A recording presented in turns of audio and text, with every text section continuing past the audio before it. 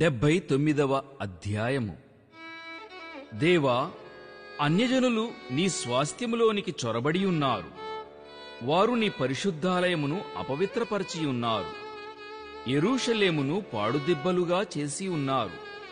వారు నీ సేవకుల కళేబరములను ఆకాశపక్షులకు ఎరగాను, నీ భక్తుల శవములను భూజంతువులకు ఆహారముగాను పారవేసియున్నారు.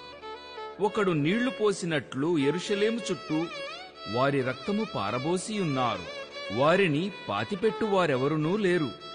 మా పొరుగువారికే మేము అసహ్యులమైతిమి. మా చుట్టూనున్నవారు మమ్మునపహసించి ఎగతాళి చేసెదరు. యెహోవా, ఎంతవరకు కోపపడుదువు? ఎల్లప్పుడూ కోపపడుదువా? నీ రోషము అగ్నివలే ఎల్లప్పుడూ మండునా? నిన్నెరుగని అన్యజనుల మీదను, నీ నామమును బట్టి ప్రార్థన చేయని రాజ్యముల మీదను నీ ఉగ్రతను కుమ్మరించుము. వారు యాకోబు సంతతిని మృంగివేసి ఉన్నారు. వారి నివాసమును పాడుచేసి ఉన్నారు. మేము బహుగా కృంగియున్నాము. మా పూర్వుల దోషములు జ్ఞాపకము చేసుకొని నీవు మా మీద కోపముగా ఉండకుము. నీ వాత్సల్యము త్వరగా మమ్ము నెదుర్కొన నిమ్ము. మా రక్షణకర్తవగు దేవా, నీ నామ ప్రభావమును బట్టి మాకు సహాయము చేయుము. నీ నామమును బట్టి మా పాపములను పరిహరించి మమ్మును రక్షింపుము.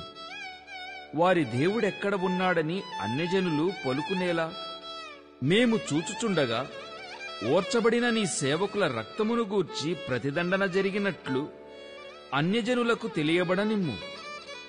చెరలోనున్న వాని నిట్టూర్పు నీ సన్నిధికి రానిమ్ము. నీ బాహుబలాతిశయమును చూపుము. చావునకు విధింపబడిన వారిని కాపాడుము. ప్రభువా, మా పొరుగువారు నిన్ను నిందించిన నిందకు ప్రతిగా వారి ఎదలోనికి ఏడంతలు నిందను కలుగజేయుము. అప్పుడు నీ ప్రజలమును నీ మందగొర్రెలమునైన మేము సదాకాలము నీకు కృతజ్ఞతాస్తుతులు చెల్లించెదము. తరతరముల వరకు నీ కీర్తిని ప్రచురపరచెదము.